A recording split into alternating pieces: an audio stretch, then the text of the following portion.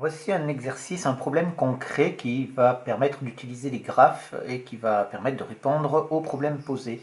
Donc on a un propriétaire qui dispose donc d'un appartement qui est fait comme ceci et il veut repeindre en fait toutes les pièces de son appartement mais avec une couleur unique quand on a donc dans chaque pièce, mais surtout que deux pièces qui sont adjacentes ne peuvent pas avoir la même couleur, elles doivent avoir des couleurs différentes.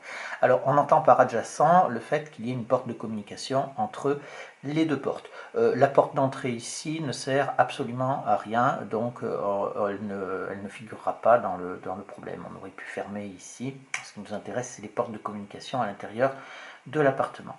Alors, on nous demande de traduire la situation à l'aide d'un graphe où on a les sommets qui représentent les pièces, donc je les fais ici, et il nous faut donc les passages possibles entre les pièces. Alors, on part donc ici de la cuisine qui communique avec l'entrée. On a donc ici une arête à cet endroit-là.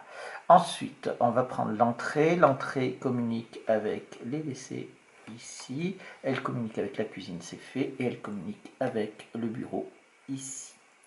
Ensuite, le bureau, il communique avec l'entrée, c'est fait, et il communique avec le séjour, on a donc ici.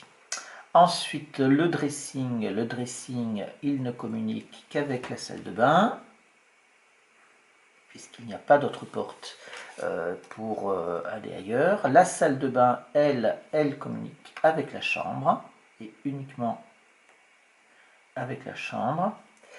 Et la chambre, elle communique avec la salle de bain, elle communique avec le séjour.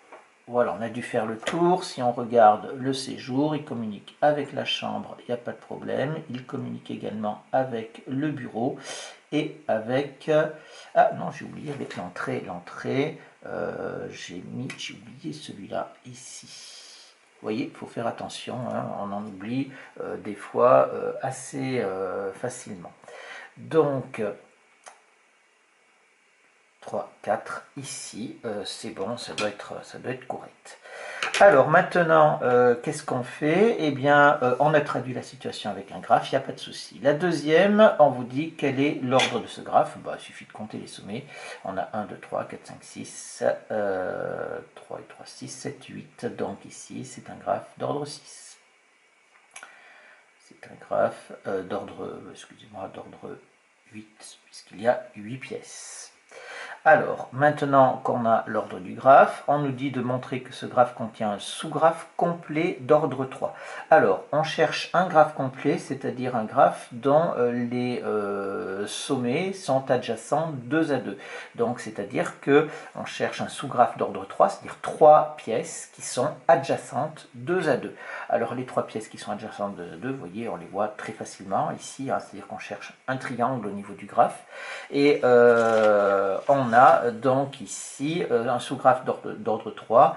Il s'agit donc de sous-graphe constitué par l'entrée,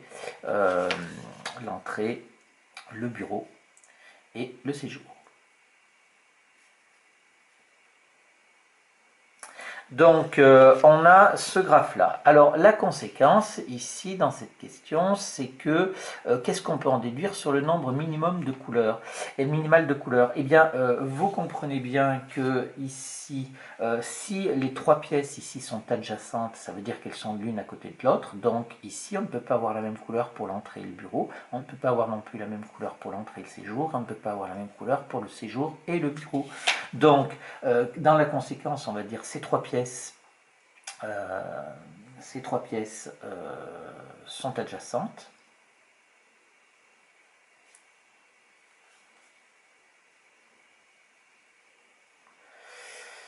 Et elles doivent être de couleurs différentes. Elles doivent être de couleurs différentes. Et donc, si elles doivent être de couleurs différentes, eh bien, on va dire qu'il faut au moins 3 couleurs différentes ici pour faire cette chose-là. Pour répondre au problème donné, c'est-à-dire peindre tout l'appartement avec chaque pièce les pièces qui sont adjacentes de couleurs différentes. Alors la dernière question, on vous demande de déterminer le nombre minimal de couleurs lui permettant de réaliser son objectif.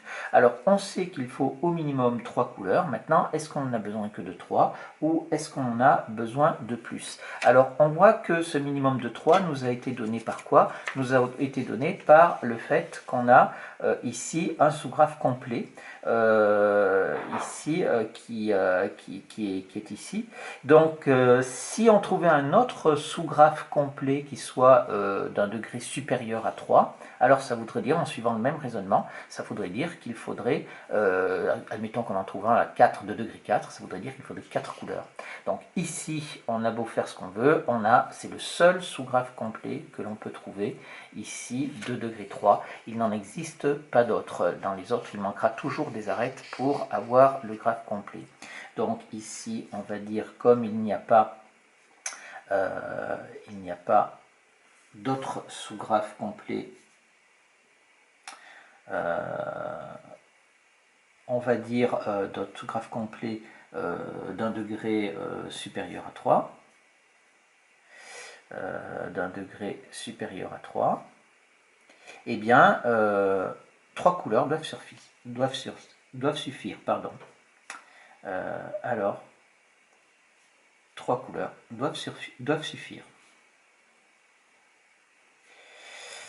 Alors, on va essayer ici. Je vais le faire, on va essayer de voir si ça marche là. Je vais prendre donc 3 couleurs. Donc, je vais prendre pour l'entrée, je vais prendre donc du vert. Ensuite, ici, pour le bureau, je vais prendre du bleu. Et pour le séjour, je vais prendre du rose ici. Là, je suis obligé d'avoir 3 couleurs différentes parce que les pièces sont adjacentes. Donc, du coup, maintenant, eh bien, j'ai du rose ici. Là, je peux mettre n'importe quelle couleur, ou le vert ou le bleu. Donc, je vais prendre du vert. Après, je vais dire, bah tiens, je vais prendre du bleu.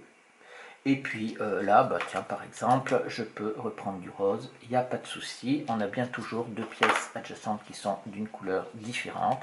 Ici, j'ai du vert, je peux prendre du bleu ici, donc c'est bon, j'ai pas de problème à ce niveau-là. Et ici, je peux mettre du rose, par exemple. Il y a d'autres solutions, bien entendu. Mais voilà ce que ça peut donner ici pour répondre aux problèmes posés.